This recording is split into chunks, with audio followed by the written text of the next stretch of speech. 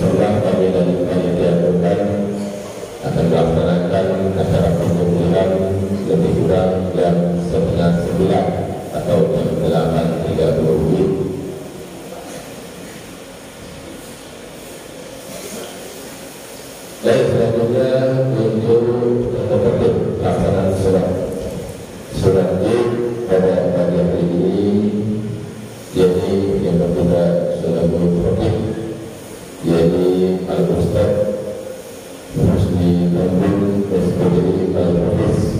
Alhamdulillah yang sudah hadir di tengah kita.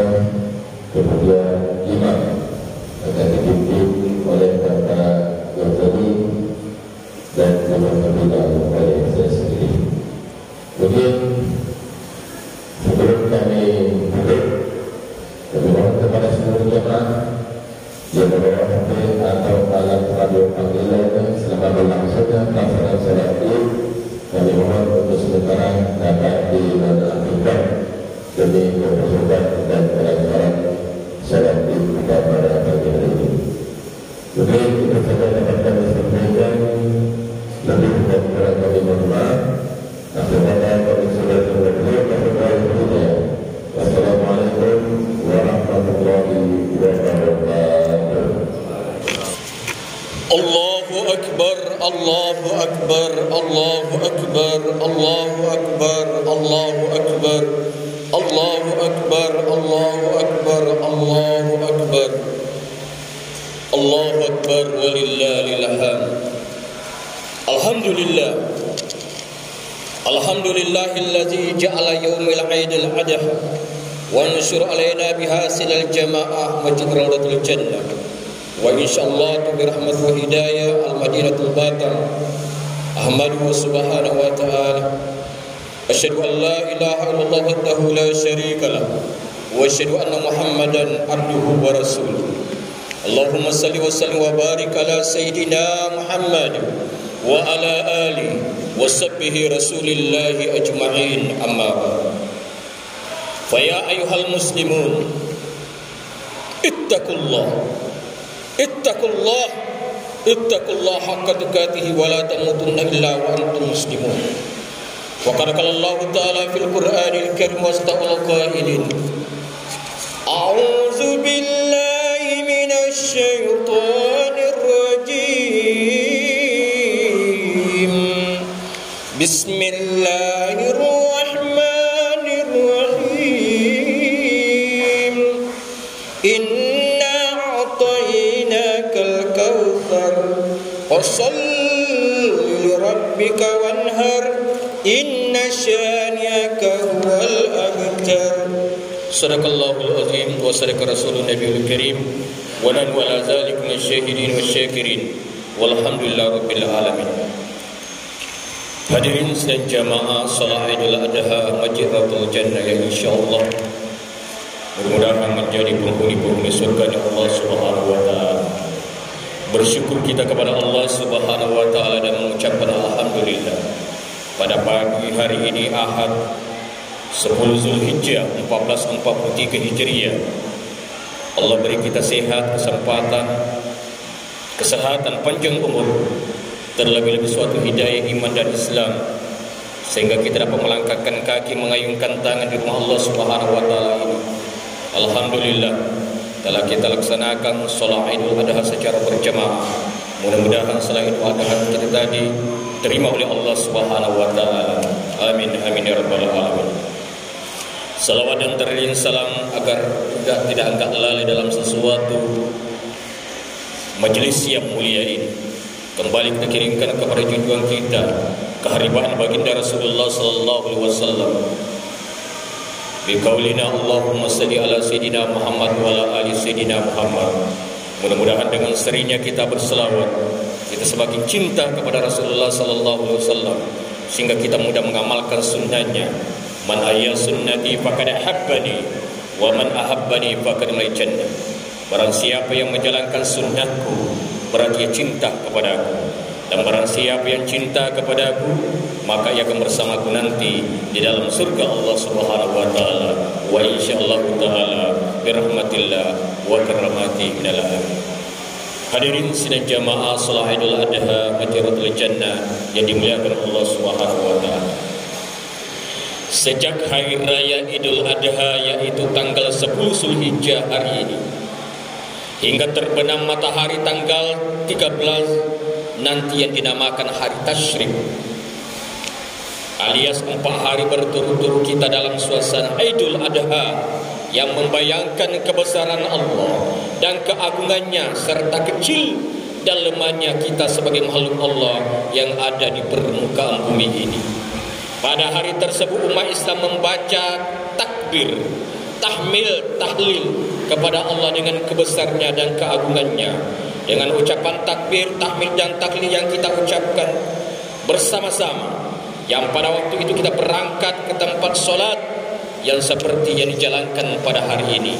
Allahu Akbar, Allahu Akbar, Allahu Akbar, Allahu Akbar, walillahil hamd.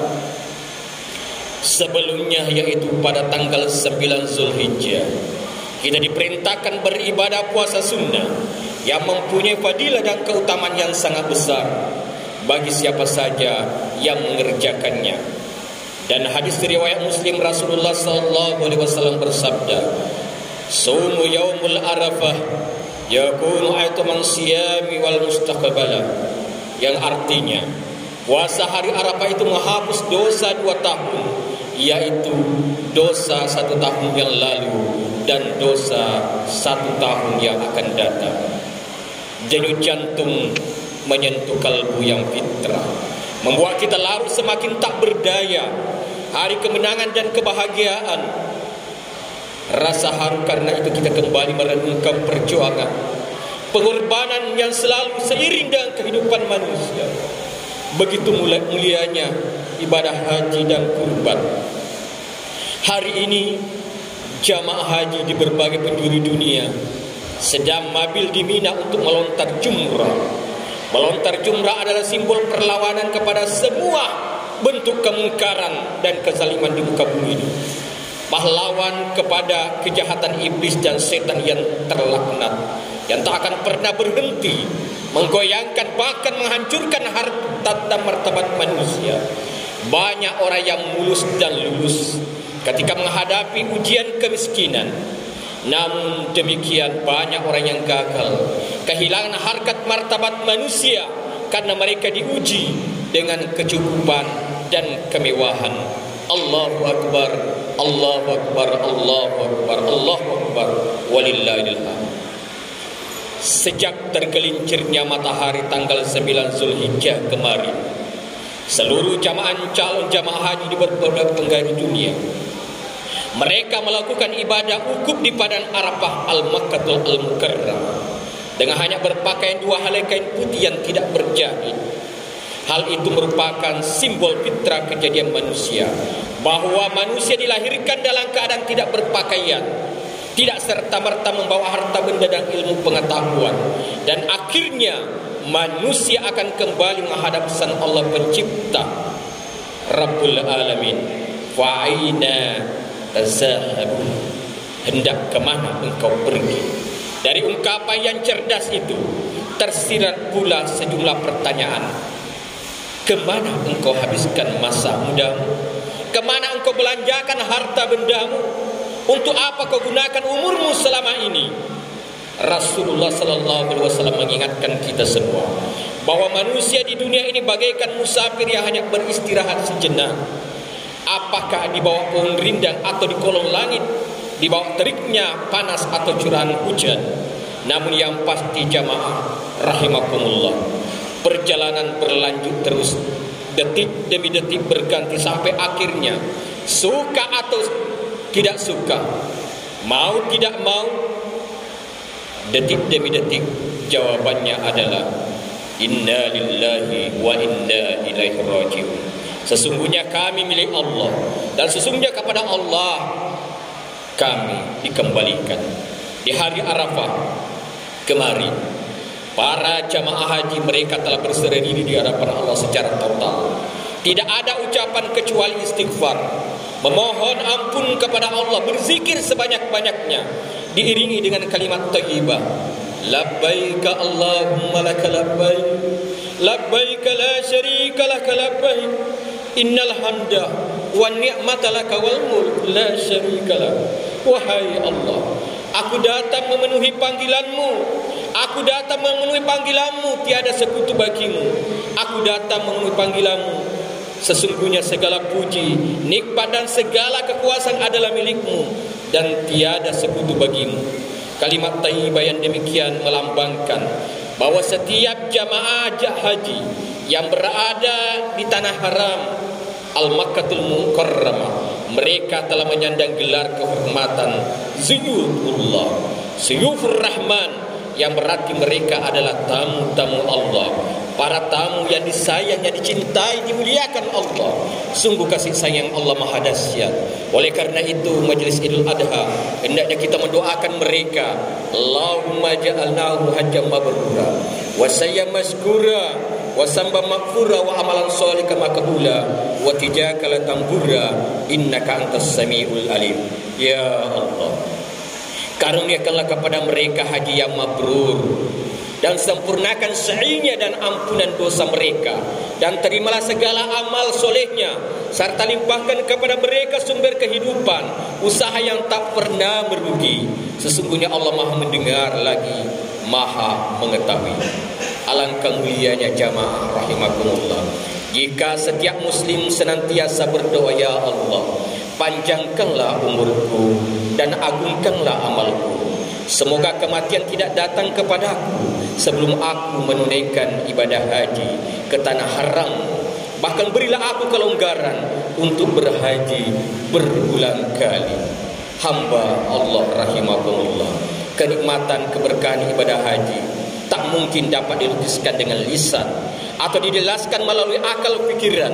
Betapapun keinginan mereka yang belum haji, namun mereka yang telah haji justru keinginan jauh lebih dahsyat untuk mengulang kembali. Secara telah membuktikan tak seorang pun menyesal lantaran pergi haji. Bahkan dapat dipastikan akhlak dan derajat kehidupan mereka jauh akan lebih baik dari sebelumnya. Wa tijara lan tambura.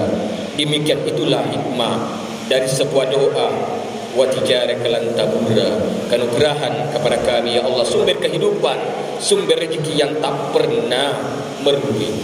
Hadirin sidang jamaah salat Idul Adha Majratul Jannah yang insyaallah dirahmati Allah Subhanahu wa taala.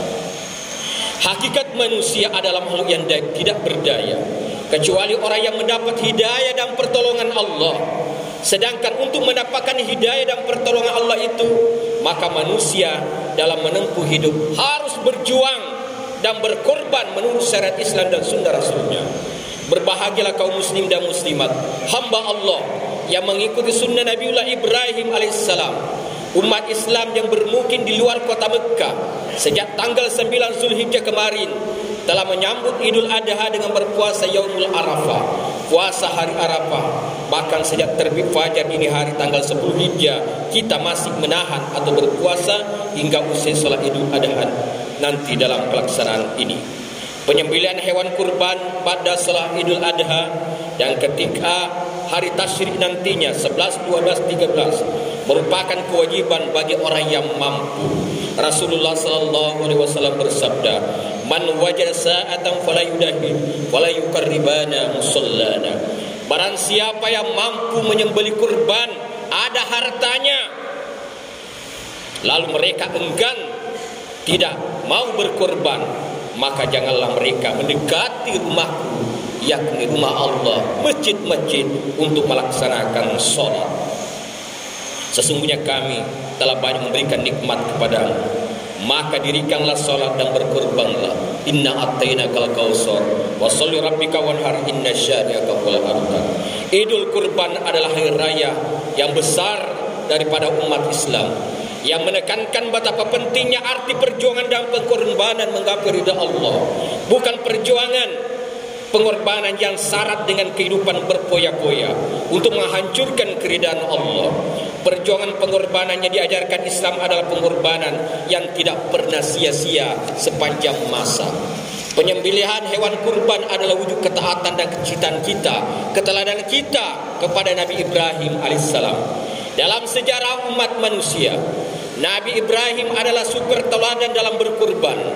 Pengorbanan Nabi Ibrahim tidak sekedar untuk kepentingan dan kebahagiaan daripada kehidupan masyarakat pada zaman itu saja, tetapi juga untuk kepentingan kebahagiaan masyarakat pada zamannya dan zaman seterusnya. Allah memberi gelar Nabi Ibrahim dengan Abul Anbiya, bapaknya para nabi, dengan tugas mulia untuk membangun akidah dan tauhid manusia, memerangi kemusyrikan dan kezaliman di muka bumi. Pada zamannya Nabi Ibrahim dengan tegas tegar menentang penguasa yang zalim. Beliau memerangi kemusyrikan yang bermula menghancurkan 360 patung-patung berhala, sesembahan orang kafir Quraisy yang dipajang di seling Ka'bah pada waktu itu. Selanjutnya Ka'bah dibangun dan dilestarikan perlakukan oleh zaman jahiliyah dan kemusyrikan. Tonggak sejarah menjadikan makam Ibrahim bekal kaki tempat berdirinya Nabi Ibrahim membangun Ka'bah bersama anaknya Ismail. Sidang Idul Adha rahimakumullah. Baiklah, mari kita sejenak dengarkan, perhatikan dengan penuh hikmah kisah sedih daripada Nabi Ibrahim alaihissalam ketika menyembelih putra tercinta satu-satunya, Nabi Ismail alaihissalam.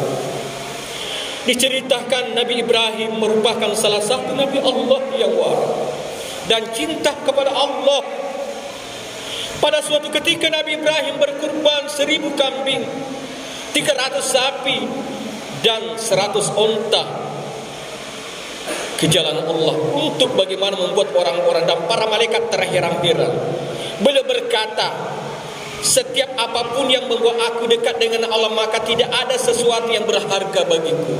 Demi Allah, jika aku mempunyai seorang anak, niscaya aku akan menyembelihnya ke jalan Allah, jika itu bisa membuatku dekat kepada Allah.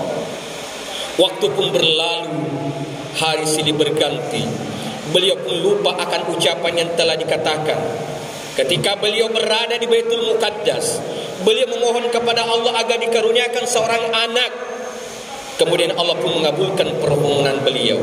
Beliau dikaruniai seorang putri yang tampan dan soleh, yang bernama Ismail dari istrinya Siti Hajar. Allah berfirman dalam Al-Quran surah As-Saffat, panggilan ayat, falamma balaka ma'u sabiya. Maka tak kala anak itu Ismail sampai pada umur sanggup berusaha bersama-sama Ibrahim. Ketika itu diriwayatkan usia beliau 9 tahun. Ada yang mengatakan 13 tahun. Pada waktu itu bertepatan pada tanggal 8 Zulhijjah. Nabi Ibrahim tidur dan bermimpi. Mimpi tersebut, seorang berkata kepada beliau, wahai Ibrahim, tepatilah janjimu. Dalam suara itu, setelah terbangun pada pagi hari, beliau berpikir dan mengayang-ayangan. Dalam angan-angannya dia berkata pada dirinya, apakah mimpi ini dari Allah ataukah syaitan? Kemudian hari itu dinamakan Yaumut Tarwiyah atau hari Tarwiyah, karena Tarwiyah dalam bahasa Arab artinya berpikir, mengingat masa lalu. Pada malam harinya beliau tidur dan bermimpi seperti mimpi yang pertama. Setelah terbangun pada keesokan harinya, beliau mengatakan bahwa mimpi berasal dari Allah, karena mimpinya sudah berulang 3 kali. Dan pada hari itu, tanggal 9 Zulhijjah, dinamakan Yaumul Arafah atau hari Arafah. Hadirin yang berbahagia, ketika Nabi Ibrahim akan mengajak putranya untuk disembelih, beliau berkata kepada istrinya, pakaikanlah anakmu dengan pakaian yang bagus, karena sesungguhnya aku akan pergi bersamanya untuk bertamu. Hajar pun memberi Nabi Ismail dengan pakaian yang indah, memberi wangi-wangian, menyisir rambutnya. Kemudian Nabi Ibrahim pergi bersama Nabi Ismail, membawa sebuah pisau yang tajam, besar lagi, dengan tali ke arah tanah Mina. Pada hari itu, iblis lebih sibuk lagi. Datang dan kembali dia menemui, menggoda mereka dan berusaha agar penyembelihan tersebut gagal. Iblis menggoda Nabi Ibrahim. Pada waktu itu Nabi Ibrahim alaihissalam sedang berlari. Di depan beliau ada anaknya Ismail. Apakah kamu tidak melihat anakmu begitu cerdik, pandai, tampan lagi, lembut tingkah lakunya, akhlaknya mulia? Nabi Ibrahim berkata, iya, tetapi aku diperintahkan untuk menyembelihnya.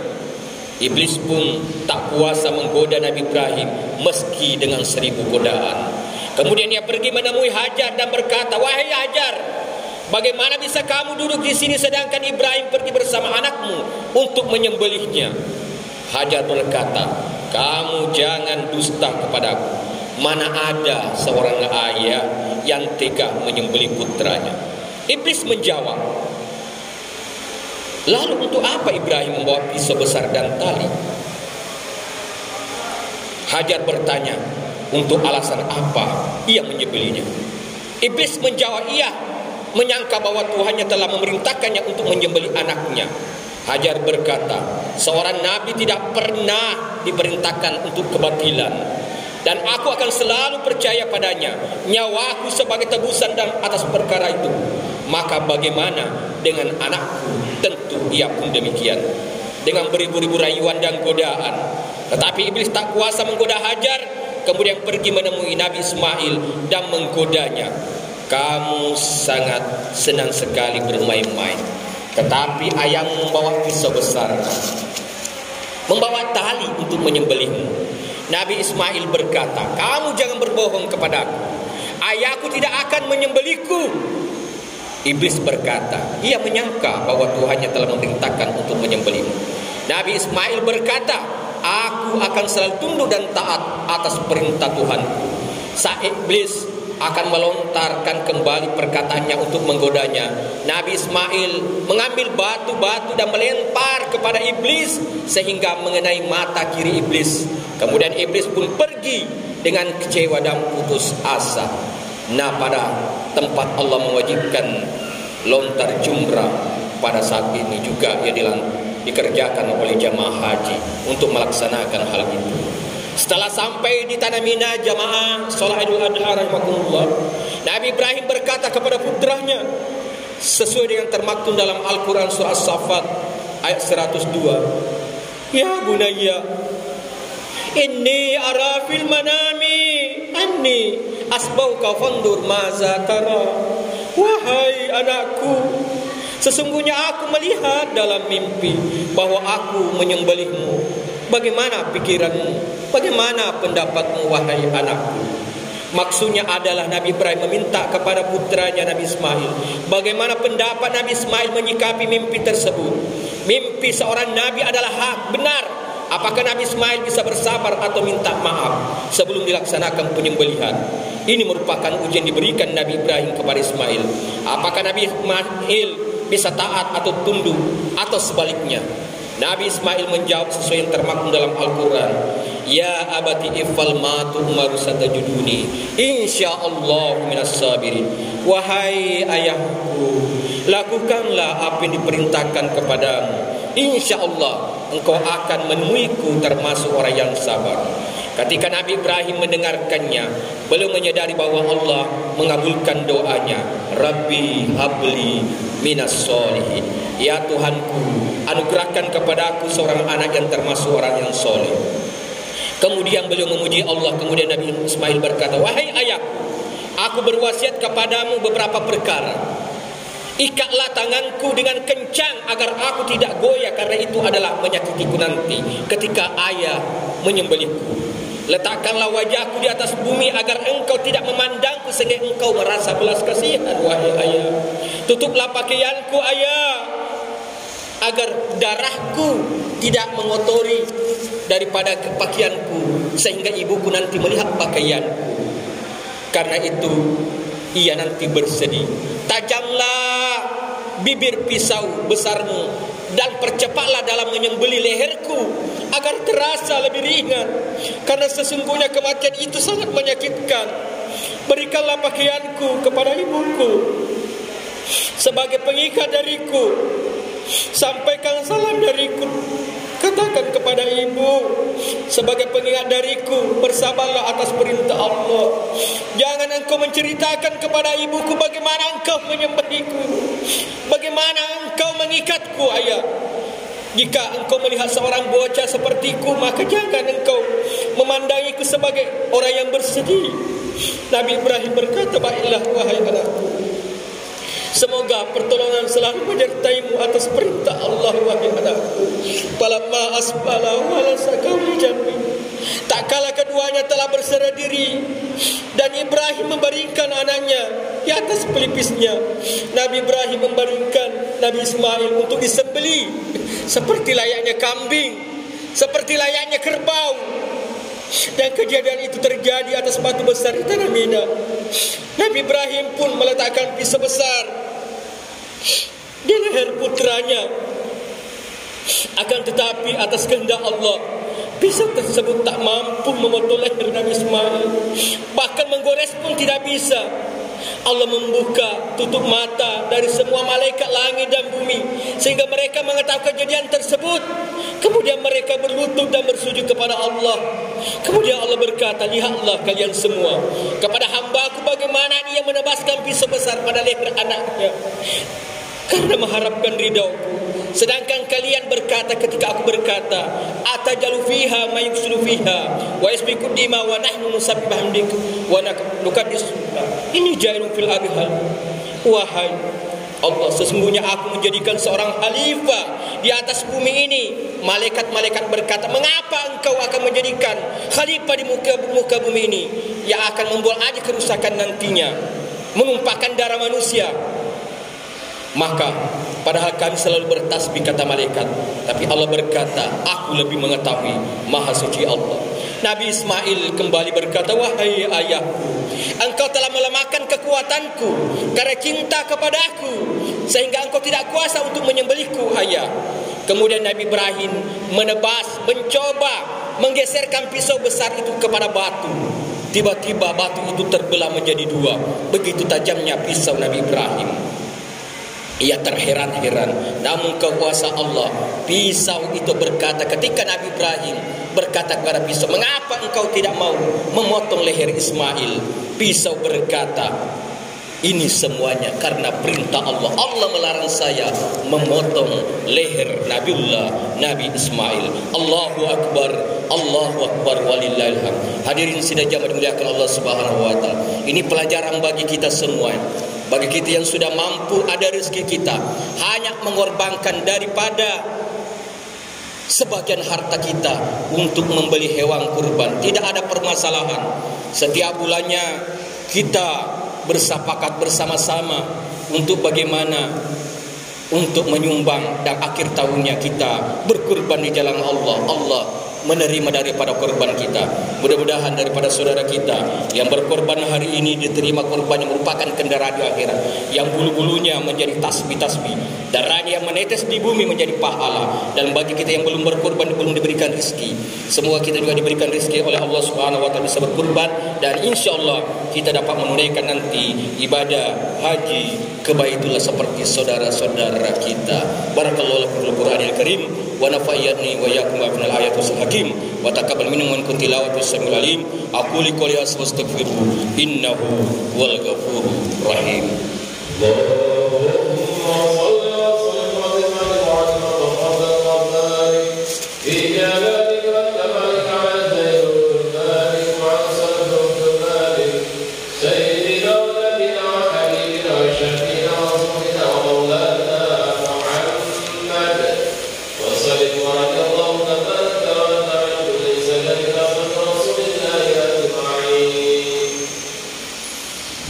Allahu Akbar, Allahu Akbar, Allahu Akbar, Allahu Akbar, Allahu Akbar, Allahu Akbar walillahil hamd. Alhamdulillah hamdan katsiran syakiran. Alhamdulillah rabbil alamin bi nikmatil Islam wal iman. Rabbil alamin rabbana bi nikmatil awan. Ar-Rahmanir Rahim fil ibadah fil qubur war ruhi war rihan. Malik yaumiddin bil ahkami bil ibadah fil ibadah. Iyyaka na'budu wa ihdinas siratal mustaqim bil istiqamah al iman. Siratal ladzina an'amta 'alaihim minal hidayah ila siratal jinan ghairil maghdubi 'alaihim waladdallin fil alil kufri wat tughyan. Wa anshur 'alaina bi rahmatika wa ridaya wa ila Nabi Muhammad sallallahu alaihi wasallam. Allahumma salli wa sallim wa barik ala sayyidina Muhammad wa ala ali wa sahbihi rasulillah ajmain, amma ba'd. Wa ya ayyuhal muslimun ittaqullaha haqqa tuqatih wa la tamutunna illa wa antum muslimun. Wa qala Allah ta'ala mubiran wa amira, innallaha wa malaikatahu yusalluna 'alan nabi ya ayyuhalladzina amanu sallu 'alaihi wa sallimu taslima. Wardallahu nafar rasyidi Abi Bakar wa Utsman wa ali wa sahabati tabi'in wal ulama insyaallah ta'ala bi rahmatillah wa karamati minal amin. Amin ya Allah, amin ya rabbal alamin. Allahumma ighfir lil mu'minin wal mu'minat wal muslimin wal muslimat al ahya'i minhum wal amwat innaka sami'un qaribun mujibud da'wat ya qadi hajat. Allahumma ya Allah ya Tuhan kami, pada hari ini hari Ahad tanggal 10 Zulhijjah 1443 Hijriah, di rumahmu ini ya Allah, di Majratul Jannah ya Allah, kami tengah mengadakan tangan menghidah kepadamu ya Allah, menghibah kepadamu ya Allah, menghibah kepadamu ya Allah. Sehina apapun diri kami, kami ini adalah hamba ciptaanmu. Ampunilah segala dosa-dosa kami, dosa-dosa kedua orang tua kami yang masih hidup, sehatkan panjangkan umurnya ya Allah. Yang sudah meninggal dunia, jadikanlah kuburannya menjadi taman di antara taman-taman surgamu ya Allah. Allahumma ya Allah ya Tuhan kami, semoga malaikat maut tidak menjemput kami ya Allah sebelum kami sempat menunaikan ibadah haji maupun umrah. Panjangkan umur kami, sehatkan kami ya Allah, rahmati kami ya Allah, beri kami sumber kehidupan yang cukup, yang Kau ridhoi, agar kami berulang kali nanti bisa menjalankan ibadah haji ke Baitullah. Allahumma ya Allah ya Tuhan kami, Engkau yang Maha Pengasih lagi Maha Penyayang. Jangan Kau biarkan kami tersesat kembali setelah Engkau kami telah berikan jalan yang lurus ya Allah, jalan yang Engkau ridhoi ya Allah. Nas'aluka ridhakal jannah wa na'udzubika min syarrika wan nar. Allahumma jal baldatana haziha aminatan mutmainnah al-hususan biladul Indonesia, al-Kahira al-Madinatul Batam, baladut tayyib wa rabbul ghafur. Allahumma innaka hajjam mabrur wa mabrura wa sayyam mashkura wa samba maghfura wa tijakar lan tabura bi rahmatika ya arhamar rahimin. Rabbana atina fid dunya hasanah wa fil akhirati hasanah wa qina azaban nar wa qina azabal kubur wa qina azab yaumil mahsyar wa jannatal abrar ya aziz ya ghafar rabbal alamin. Ibadallah, da'wahum fiha subhanakallahumma wa tahiyatum fiha salam wa akhiru da'wana anil hamdulillah rabbil alamin. Salam wa billahi taufiq wa hidayah wa ridha wal inayah. Salam wassalamu alaikum warahmatullahi wabarakatuh. Allahu akbar.